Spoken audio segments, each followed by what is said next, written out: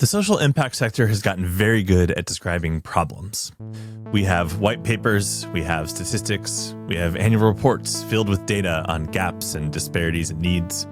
We know how to quantify suffering. We've built entire institutions around it. But here's what we haven't built: a system for telling stories that actually move people. Think about Hollywood for a second. Disney doesn't release one film a year on one topic and then hope for the best. They have studios, development pipelines, distribution networks, talent agencies. They build collections of interconnected stories. They build entire imaginary worlds. Now think about how the social sector approaches storytelling. We fund one documentary, and even that's rare. We cross our fingers, and then we wonder why it didn't change everything. And meanwhile, the most powerful storytelling machinery in history is sitting right there. Madison Avenue can make you cry in 30 seconds. 22-year-old creators have audiences of millions, but the social sector is still operating like it's 1985, pleading, shaming, and hoping that the facts alone will change minds. Hope is magnetic, guilt is repulsive, and we know this, and yet we keep reaching for guilt. To explore what it would actually look like to truly build a narrative infrastructure for social change at scale, I wanted to talk with someone who's doing exactly that. Heather Mason spent 20 years producing some of the biggest convenings in the social impact sector, Skull World Forum, events for Ford and Rockefeller and more. But her first career was in film, and she never stopped believing that stories are the most powerful lever we have for social change. So she built the Impact Lounge, a traveling hub that brings together funders, filmmakers, and creators at places like Sundance and Cannes to build the connective tissue the sector has been missing. I'm Eric Ressler, and this is Designing Tomorrow. And now my conversation with Heather Mason.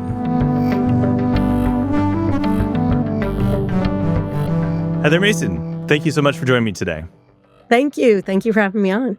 I'm really excited today to dig into a lot of topics, but one of the first things I think I'd like to start with is a perspective that you have, which is centered around a couple of different things. We're going to talk today about media and the intersection between media and film, specifically in storytelling and social impact. But you have this perspective that narrative change is, in your opinion, the best way for social change to happen and the most impactful way. I'd like to kind of start there and let you unpack that philosophy a little bit for our listeners. Sure. I mean, a lot of this stems, of course, from my love of film. So I am biased. That was my first career. But I would say it also comes from, I know there are a lot of psychological studies, I'm not going to be able to list them all, that talk about how we learn, how we share information, and how we decide the rules and guidelines of a culture. The morals, the values, those all come from stories. And you can trace those back to, Hans Christian Andersen tales or myths or legends or African parables.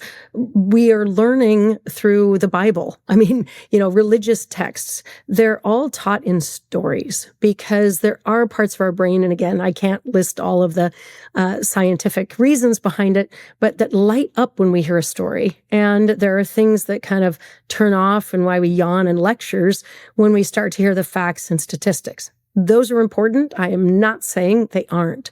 But when they're woven into storytelling, they take on a whole different meaning. And we have a statement we say, which is, data can inform us, but only stories can move us. That's when you get a change of action, is when people hear a story, can relate to it. And there's a reason why film has been called an empathy machine. It allows us to be a part of their stories. So I do think it's critical. So I hear this a lot, and I've actually spoken about this a lot from my purview as well, kind of touting the impacts, the potential of storytelling. And yet, we're not really seeing that in any meaningful way shift the sector. You could maybe counter-argue that. I think there's been a lot more embodiment of storytelling, at least philosophically, in the sector at large.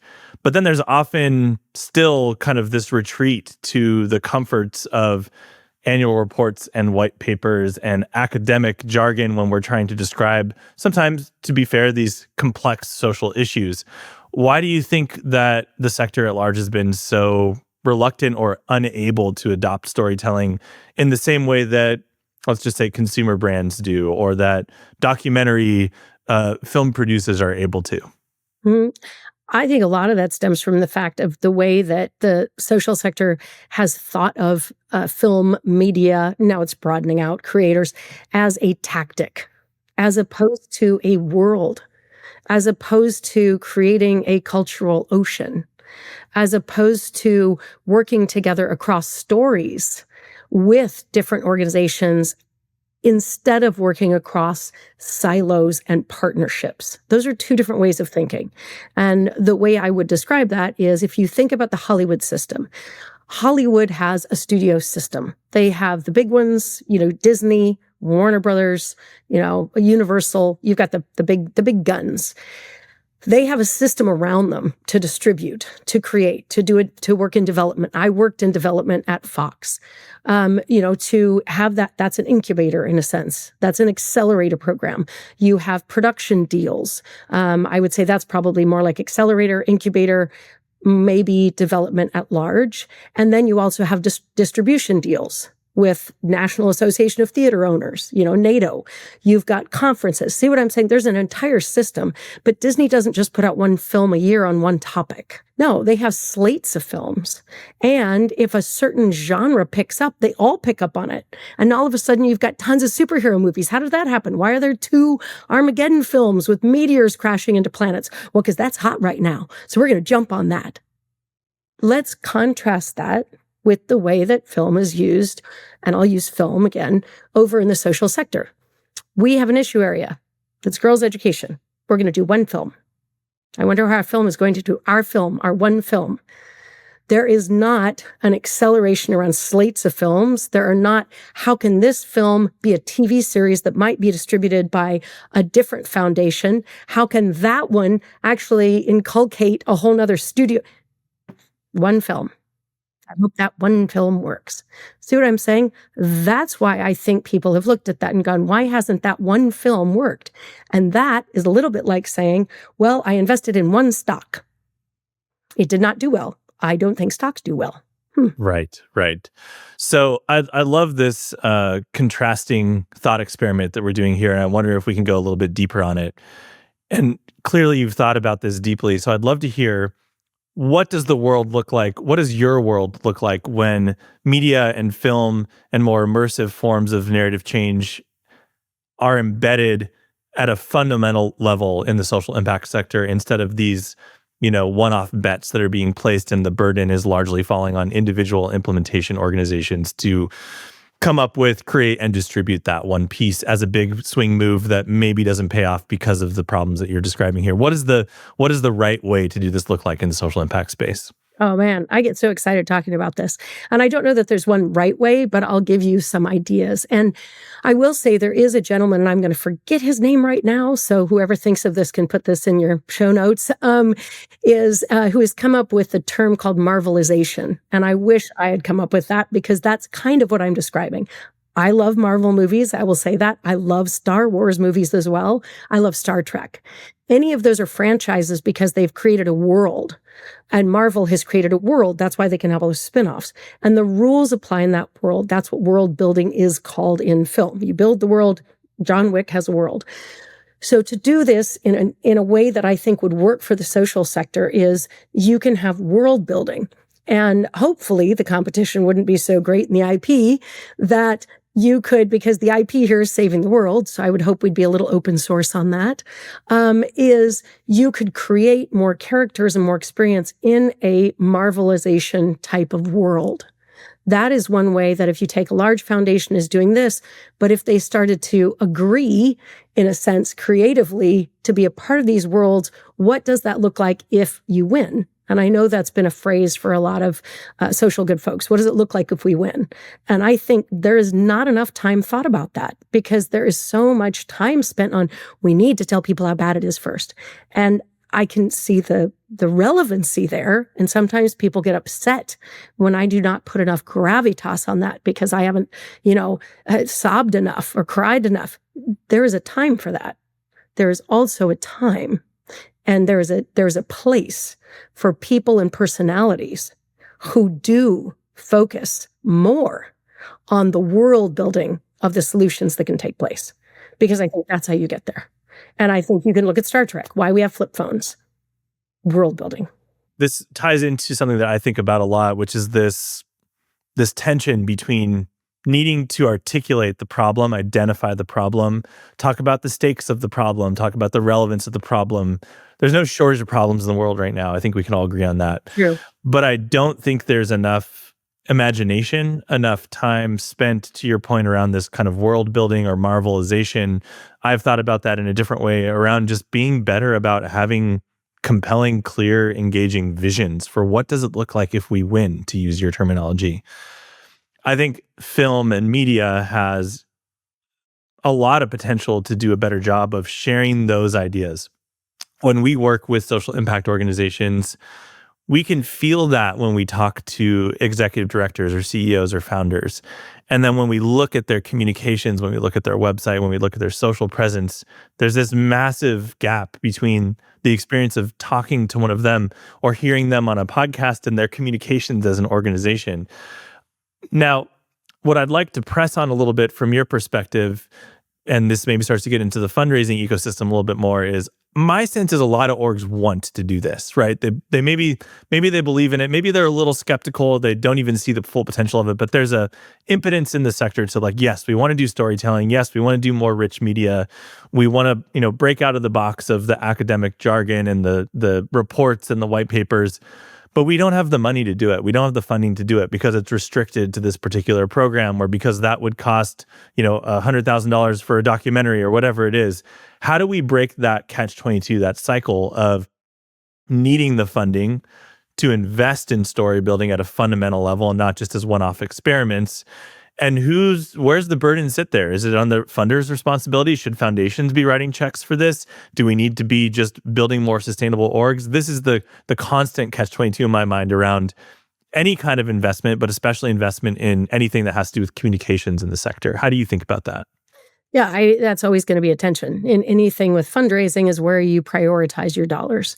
And I would reel this back just one step when you were starting your question on why or how does this happen in the fundraising ecosystem, because they want to do this, and it's different when you talk to them.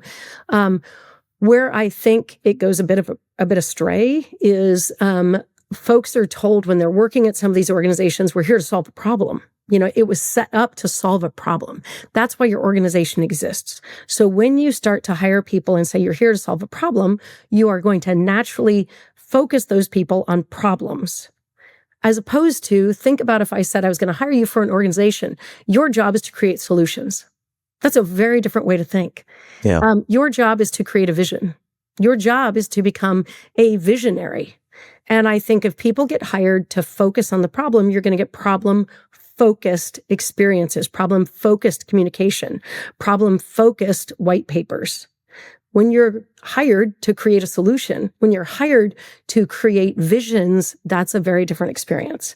So, and the reason I start there is because with fundraising, there's a wonderful guy, Trabian Shorters. I'm sure some people know him who are listening to this, talks about asset framing and gaps in asset framing, and that a lot of funders are focused on lacking language in order to fund things, as opposed to abundance language to fund. What's the opportunity of this community? What are the assets of this community? Not under. And that is focusing on problem. And the reason why I start there is because that's a bedrock philosophical look at why your organization exists. And until we talk about why the organization exists, we cannot create new priorities for what they are going to fund and what is going to be fundable. If you're funding solutions, then maybe you're funding a part of the film ecosystem. Maybe you're not funding the entire production of the film. I mean, I outline an entire Hollywood system, but there's so many different organizations that feed into that. Some own theaters, they are theater owners. Some are doing accelerators. Some are working in development of scripts. Some are agents. Some are, in a sense, collecting types of films or stories that could be funded. There is a role. I also think this is where looking at Hollywood is a good example, because a organization or a foundation may be like, we have to do everything. Well, that's not necessarily true, especially if you're an independent studio, which I think a lot of different organizations could be. Yeah. Yeah. I love this metaphor of this ecosystem, and I think that social change creates or necessitates ecosystems and collaborations, which I think ties in nicely to a lot of the work that you've been doing at Caspian around convenings and events and bringing people together. And I'd love to talk a little bit about specifically what you're doing with Impact Lounge, since that ties into both of these topics. I'd love for you to actually just describe what Impact Lounge is and where it's going and how that vision came to be. Yeah, and it's funny because it's exactly where we're talking about, which is perfect because my whole thought after working in convenings around the social good sector for 20 years is looking back to my start in the movie industry, and I've always thought that that is the number one way to move hearts and minds is in stories, and bringing people to hope. Hope is magnetic. Guilt and shame is repulsive to most people. So you don't want to repel people if you want them to come to your cause. You want to become a magnet. And that is what film does. And so I thought, you know what? I'm going to bring my two loves together and create the Impact Lounge so that this movement, this ecosystem can be accelerated. And the way you accelerate, as I've seen at events, and I fully believe in them, is events are a crucible when done well. And in that crucible, those experimental little containers that we had back in chemistry class, not the book about witches, is in that little chemistry cup, you put all the ingredients to create the catalytic experiment you want to have happen. And that is what happens at the Impact Lounge. So we bring together change makers, funders, and those in the filmmaking ecosystem, the creator ecosystem, so that they can start to meet, and that accelerates this movement. Because all of a sudden, I was on calls just even today, all of a sudden people are like, wait, I didn't know they were working on that. Yes, they are. That's more like studio system work. These guys are working on this. Well, we could go in on a funding thing with them. Yes, you could. You don't have to go it alone. I didn't know they were doing that. Well, I know about that because we work with them with Caspian. That's how that all comes together. And we have created, I would say I have a success list of some major partnerships that we have been a part of bringing together because we're forming that crucible for this to take place in. And people believe in events. They know events work. And this type of event is to bring together the, I would say, counterintuitive players. Why would a creator be on stage with one of our largest social entrepreneurs? This is why. So, and for listeners who don't know Heather and Caspian, we're not talking about small players here. We're talking about Skull World Forum and the Packard Foundation and some of the major foundations, just to speak to the foundation side of things for a bit. And this to me ties into the broader ecosystem around funding and how funding is happening and how money flows into the space. Because like it or not, social change needs money. It needs resources in a capitalist society. And if anything, we need way more money being spent out to the orgs that are doing this work, whether they are funders or intermediaries or the kind of boots on the ground implementer orgs or consensus building orgs. We need the full ecosystem, in my opinion. So how do we get more of these network effects in motion, and how do we get more people who are able to spend money and to invest in these causes to write checks? I'm imagining your answer is going to be through narrative change and through story, but walk me through that theory of change and why that's a better way of doing it than the more arduous scientific academic way of doing this work. Yeah, I mean, at a certain point, there will become the arduous academic type of work and fundraising. You have to know that these things actually have statistics behind them and studies and all of that. So that is a compliment. I don't want to discount that. That's definitely a compliment. But where I think about, getting people to want to invest more is you start to show some of the work that has happened and how impactful it has been when you talk about, do you remember, Inconvenient Truth? Do you remember The Cove? Do you remember Food Inc? Super Size Me? Trying to think of a couple other ones, Selma, Philadelphia. And do you remember what has happened with this particular org and some of the milestones that have happened in, let's say, this movement. That's probably a little fuzzier than maybe a scene that really stood out to someone in a movie.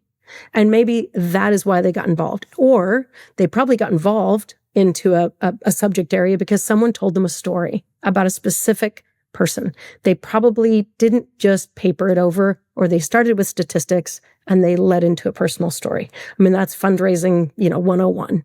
Here's the big global need, and here's the individual stories. And those stories are told to everyone through film's creator content. And I think for any funder that says, because I know they really care, we've met them, we've seen them at our conferences. I really care about this issue because I've been on the ground, I've been involved in this, they're crying, they're sobbing, and I want it. Don't you want everyone to feel that way? Yes, I do. Okay, well, if you think you can run around and do a bunch of salons over the next, let's see how many years you got, or you could move them to feel the same way and same passion you have doing this on a broader scale. That is what this enables funders to do. Take the passion they feel about an issue area and translate it to a ton more people to get that excitement on the ground level for their issue. I want to dig into, I think there's a very strong and maybe more intuitive case to be made that if you're an org that is trying to activate the general public, everyday people who are maybe not experts in this issue, maybe it's not their career trajectory, but they just care about a particular issue. Let's take climate change. A lot of folks care a lot about the environment and climate right now who aren't doing any of that work in their professional capacity, right? They just care about it as engaged citizens. I think there's a very intuitive argument to be made there for the power of documentaries and story and media, and especially around hope instead of apathy. I think, and not necessarily apathy, but the end result being apathy of hope versus a more negative framing, a more problem-based framing, which has really been the main way that climate activism has been framed traditionally. And I think we're starting to see that's not working very well. So Exactly. all of that to say, what about if an executive director or someone in an org that isn't trying necessarily to activate grassroots support, but is doing more policy-driven work or policy advocacy work or consensus-building work? Is there a place for storytelling for that type of org too, in your opinion? 100%. I mean, in fact, I'm thinking of, we've worked with UNDP before, the United Nations, and gentleman there's phenomenal, Boaz Paldi, started a very cool extinction series where he showed a Tyrannosaurus Rex coming into the UN to shine a light on what was happening from a policy perspective. He also did something around weather kids, having kids report on weather around the world, specifically focused at policy, global policy.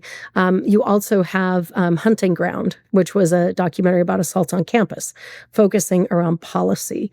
I know National Geographic has done multiple types of films around policy. So, and some of those are focused on a very few people who can move mountains based on policy, as opposed to we need this to go to, be seen by millions of people in multiplexes. These are very finely focused, policy made, and there are success stories because of them, because people would see this and actually make change. And I know this is a negative example, but I think it's very cool from a potential groundswell policy area is gaming. And I know we're talking more about film, but I think of all types of media. Sure. There was apparently an organization that showcased how climate was affecting people in, I believe it was Fortnite, or nobody, it was Minecraft. Oh, I'm going to mess them up. I'm not a gamer person. And one day there was this great forest in this game. You could play in it. And the next day it was gone. And everybody was really upset because, you're playing your game. You need to map your forest and know where it is. It was gone. They said, oh, that's okay. It got clear cut because they, there was a policy change that allowed this entire forest just be clear cut. That is impactful. And if you want to impact, there's more people playing video games than watching films necessarily. So we will be, going into that area a bit. But that was very visceral. And if you had done that on a localized level, think about that type of media play. If there was, a pipeline going through somewhere and you were able to showcase in games, media, anything, that something was a problem, you could probably activate a lot more people than doing potential petitions, signs, showing up at Walmart with a checklist. I think the other thing that I've thought about a lot as it relates to this topic is that even if you are an org that is doing work in a very kind of like grass tops or policy based arena where you need to change the minds of 10 decision makers at the state level or national level, whatever it is, wouldn't you want broader cultural tides and support behind your decision and your recommendations, right? Like we need the general population, and to some extent, like shouldn't we be bringing in the mandates and the will of the people, so to speak, in policy in general anyway, right? So I think it was a little bit of a devil's advocacy style question because I personally believe very strongly in the power of all of this, and I believe that it has a place, maybe needs to be used a little bit differently, dependent on the type of org that you are and who you're trying to activate. But I think sometimes that gets used as oh, well, we don't need to do storytelling because we have, 10 people. All we need to do is get them in the right room. And I would actually challenge people who think that way to reconsider the power of this approach and of narrative change as a huge asset in your potential direction. Oh, 100%. If I can say one more thing about that, 100%, because the other piece of this that I find so fascinating, because I have old brain, I have Gen X brain, and whenever I come across new brain, it's so different and it's so exciting. For instance, we did an Impact Lounge at the United Nations. So we travel, we go everywhere. We do Impact Lounge, Sundance, Cannes, UN, Climate Week. We go international. And we had 3 creators on stage, meaning YouTube creators at the United Nations, and we had them talk about what they were doing with impact. And those 3, I keep wanting to say kids, young people, represented over 20 million followers. So there's first that's bigger than a publicity and advertising P&A budget for a lot of independent films. Those 3 people, young people. But what I thought was even more fascinating than thinking about who they could influence and what big voices they had was in the middle of the panel at the UN, this gal takes out her phone and she does a live, I'm right here on the stage at UN. It's super cool, right? Totally live to her followers. Now, I'm a Gen X person. What we normally do is, of course, we have photos, we do video, we send that to post-production, we slice it and dice it, we put it through some people. What are we doing? So the other thing I would challenge when you're saying don't just focus on those couple people, I would say don't just focus on those couple people, and you can get a massive groundswell behind you by the time you go to those people using just creators and what they're calling verticals, vertical shows just on your phone, and you could reach 20 million people. Imagine that level of, to what you're saying, cultural kind of pressure that could be applied while you're even building your campaign. Don't wait till it's pretty. Don't wait till it's cute. She wasn't waiting until she was even off stage and she already had 20,000 likes. How does that even happen? So I agree with you that waiting and only focusing on these couple people just for this pretty campaign, those days are gone. They're over. And I am not sad to see them go goodbye. Because if those 10 people pass a law that nobody else knows should be passed, you're pushing a boulder uphill against the wind for someone else to come and undo it because nobody knew, nobody believed in it, nobody supported it. And I think that happens a lot of times because there's a story behind it.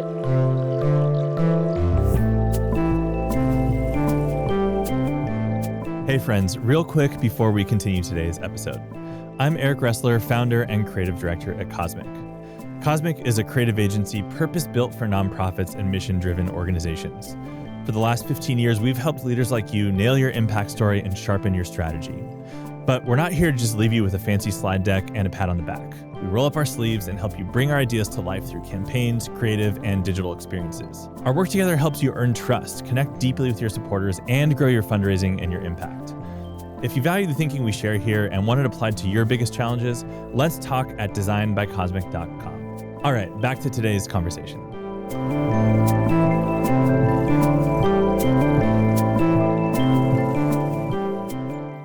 This is a little bit of you could argue maybe off topic, but I want to go there and just kind of, as I've been watching media change and someone who loves to geek out on, 7 episodic sci-fi deep novels that are, 1,500 words each, long form content, love media and film and the art behind it, and understand that that is something that requires a lot of time, energy, budget, intention to make these beautiful films, these beautiful documentaries.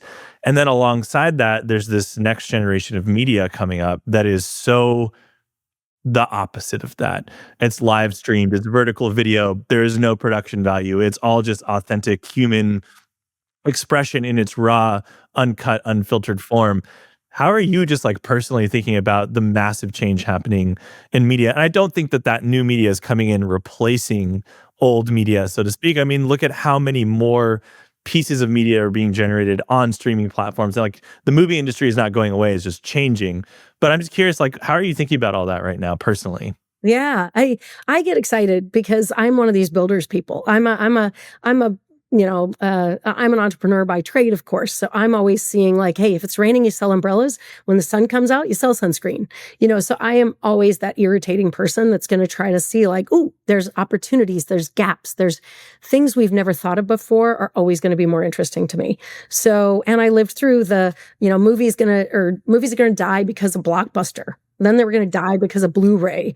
I'm definitely aging myself, and everybody's going to stay at home because they're only going to watch DVDs forever. It's over.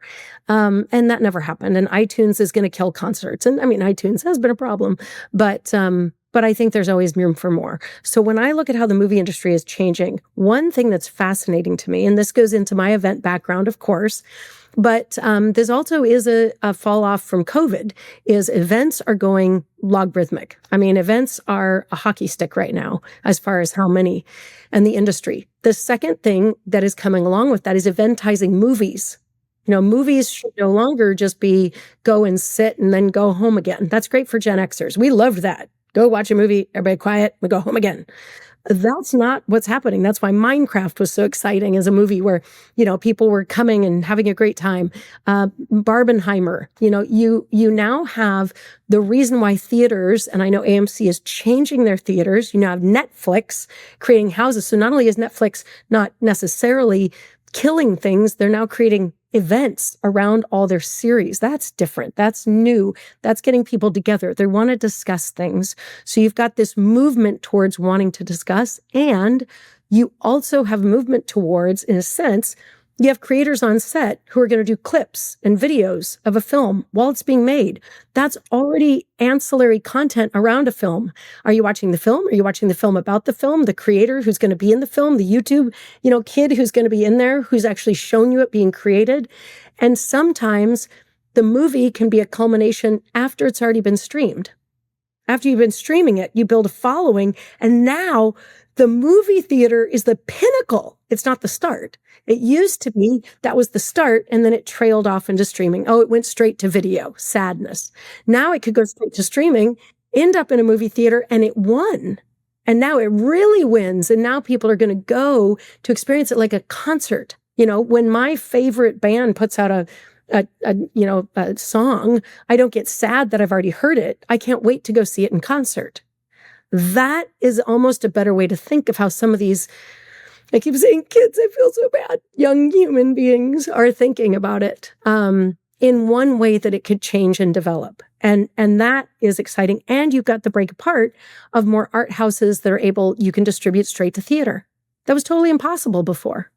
So I think thinking of these as more like a must-see TV, must-see experience is very different. Now, that does mean if you want the awards season, awards would have to change because but that's why we started our own awards show through the Lumen Awards is our awards show 3 days before the Oscars.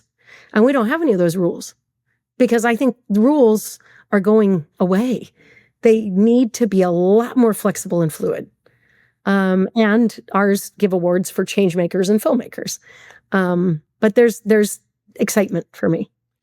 That makes me think of a couple things. One, this kind of move away from individual films to more interest in like TV and serial content that you can binge, right? Stranger Things season 5 dropping recently, right? And it is a world, right? In the same way that, Marvel or Harry Potter, there are these world building opportunities. And then also so many shows now have a companion podcast, which seems like 10 years ago that would have been like the most weird thing ever to consider, right? But I've listened to those, which is so geeky, but it's awesome, right? If you really get invested in a show and its characters, to me as a creative person, I'm like, how did they make this? I want to know what the showrunner thought about this and why they made the decisions that they made. And so the depth that you can go on any given piece of creative media today is just so much more. Like, you used to be lucky to get like a behind the scenes release after a film, right? That would come special on like the Blu-ray DVD, and that would be like one reason why you would get it. Now there's so much more. Now I want to tie this back into social impact here. I'm going to try to here in a segue, which is, we need social impact organizations to figure out how to produce exponentially more content than they are able to produce right now. Yeah. I talk to orgs who are highly successful, who have been around for 30 plus years, who are struggling to get an email out a week. Yeah. That is not going to cut it in today's media landscape. It is just not. There's so much content out there. And so then they're frustrated when it's like, well, no one knows what we want to do, and we're having trouble getting support.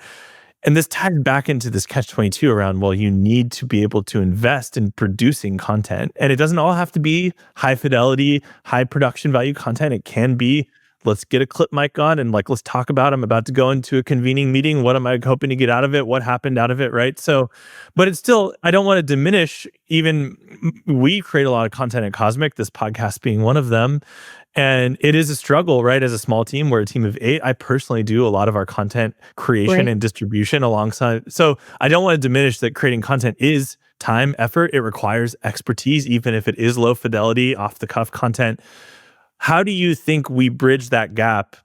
Let's take it from the point of view of, if an executive director or a communications manager at a nonprofit is listening to the show right now, and they believe in this. They're like, I want to do this. I believe in the power of narrative change. I see the power of storytelling. I see how it could work towards our mission. How do I go from where I am today, struggling to send an email a week, to producing documentary films, to producing an exponentially larger amount of content? And how are you seeing organizations bridge that gap? Yeah, I don't think they have to do it alone. And I also think there's a very large spectrum of producing content. I think there's another piece of that when you are a small team, because we have worked with organizations that have small teams as well as very, very large teams, where you do have to let go. And this is the entrepreneur in me speaking. You do have to let go of the perfect and accept the good. And that's a philosophical, that's a leadership issue. I know there's downsides. I have work in social good. I know, the landmines you have to avoid. However, to your point, we are in a different world. This is a faster world. We may have to let go of all the precious, all of the perfect, or it's going to be irrelevant by the time we wake up and figure out how to adapt those rules. So when I think of the creators, and I think of them, and I'm speaking of YouTube, YouTube type creators or TikTok creators or any of those folks, they're already doing it. So it's a build, not buy situation, I would think, for a small team, but also for large teams. Bring them in. Usually they will have some sort of cause, like those 3 we had on our stage. They each had a different thing they were very interested in, and it's not their main thing. If someone's talking about beauty, one gal was talking about beauty, but she also really likes organic, sustainable skincare. Well, that's her thing. That's her organic. Could you pull her in to talk about regenerative farming that also supports some of that? Maybe. And she already knows how to do it. Are you going to be able to control her? No. That's what I'm saying. Like, in the world of social good, there needs to be some let go so that these concepts can go viral. We actually want regenerative farming to go viral. We want fan fiction around organic. We want things around solar. So finding those creators can do the work for you. Might not do it every time, might not do it perfect, might have to have some guidelines. But if they've got 20,000, 20 million followers, that may be worth it. So it doesn't have to be documentaries. It can be a clip on a gal is doing on her Instagram every other day, which is huge, that moves the mark. And the other thing I would say is too, it's the same with partnering with films that are already being made. So a film might be made, and documentaries are awesome, but I really love narrative films that you can do what I call nonprofit product placement. Like, there was a film last year, that was about domestic violence. Wouldn't it have been nice if we had some nonprofit product placement in that film? And what if that popcorn bucket that was associated with that film could have had a QR code? Those are two very tiny things that potentially could have been done to basically drop in an action campaign that would have nothing to do with a nonprofit having to make a film. My belief is I've written a rom-com. It's about conservation, but it's a rom-com. I believe rom-coms can change the world. And imagine if those 200 films that are being made every Christmas, which I would love to be a part of if anybody's out there. I was a development executive. I know my story beats. But I already have in mind the nonprofit because I've written in their tagline as a key plot point of the script. The earth does, these stupid people that they say the earth needs a lawyer, whatever. And at the end, the earth does need a lawyer. Well, that's earth justice. And they are a critical part of my plot. But it's a rom-com, and they kiss at the end and it's beautiful. So that is, to me, if you want to start working in this world, in my perfect world, what I would love to see is every conference we produce, every 10th person should be a 20-something kid who's either coding Minecraft, playing Minecraft, doing a TikTok series. They should be peppered into this world. And that is the point of the Impact Lounge, is to already get them to pepper together. Because that's when you, quote, figure it out. You talk to them, bring them in the room. Yeah, I think that's a really good point of view, is that two things I'm hearing. One, you don't have to physically create all of the content yourself. There are professional full-time content creators out there just waiting to be paired up with the right cause, who should be paid for their work and their expertise and their platform and their reach, etc. And in doing so, you're going to need to let go a little bit and not control the narrative, which I think is something that people think, oh, well, we're going to find this creator and then we're going to give them the script. No, that is the exact opposite thing you should do.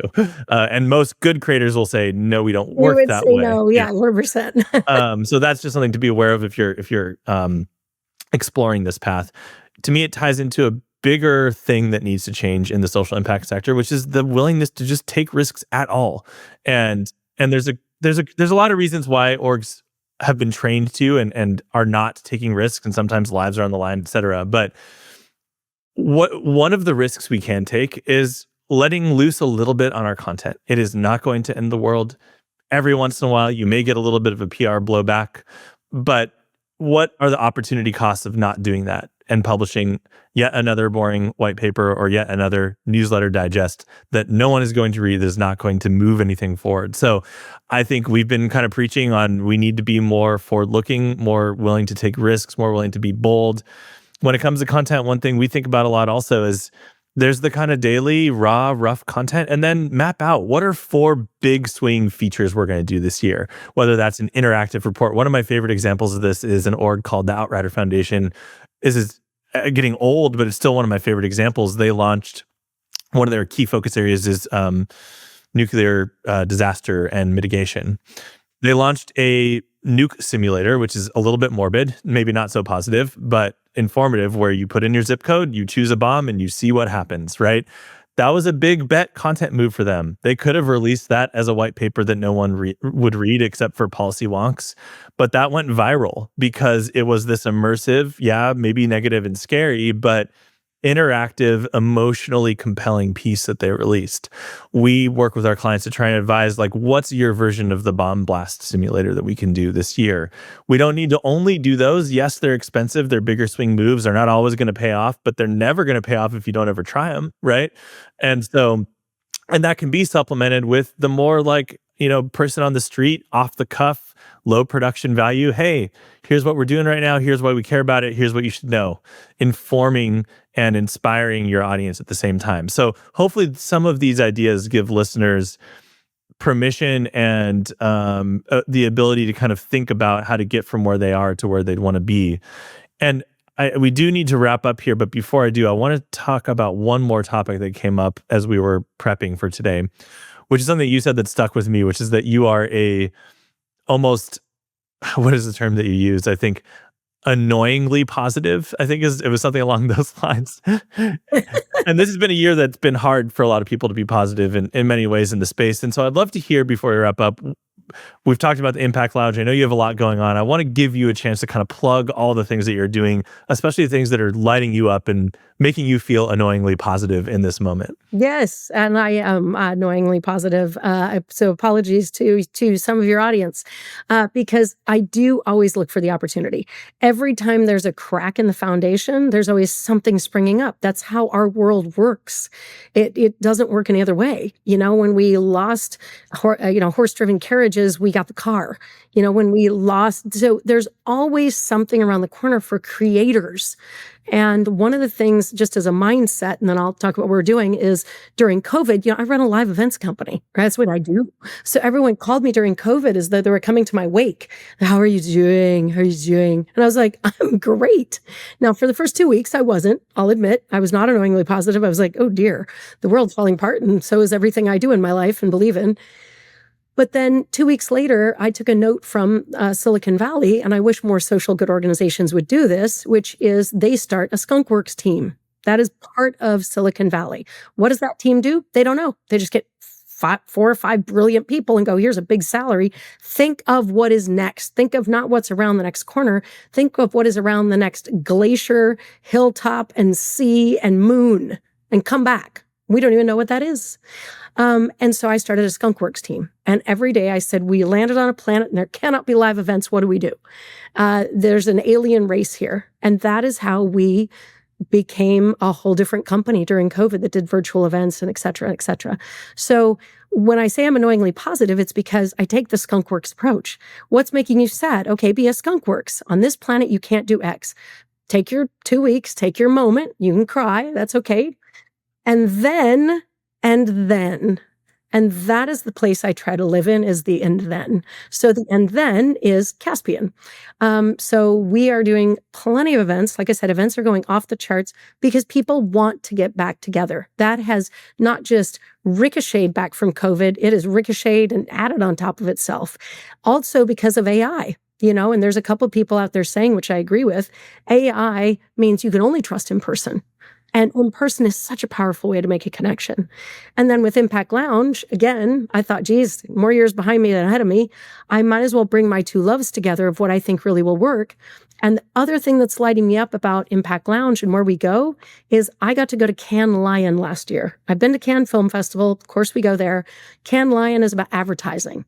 And when you were talking about what's that kind of nuclear bomb moment thing, this was exactly that. The other piece, and I'm so glad you made me think of this, besides having a creator in audiences or bringing them into your office, is ad agencies.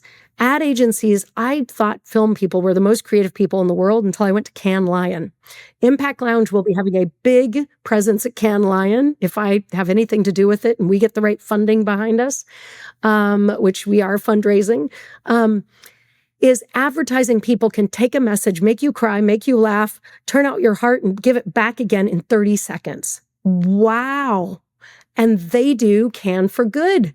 And they're doing pro bono work for these different organizations. Now, they might not always do pro bono, so people have to get over that. But you get Madison Avenue attached to your cause. In a minute and a half, they can say anything that would turn people around.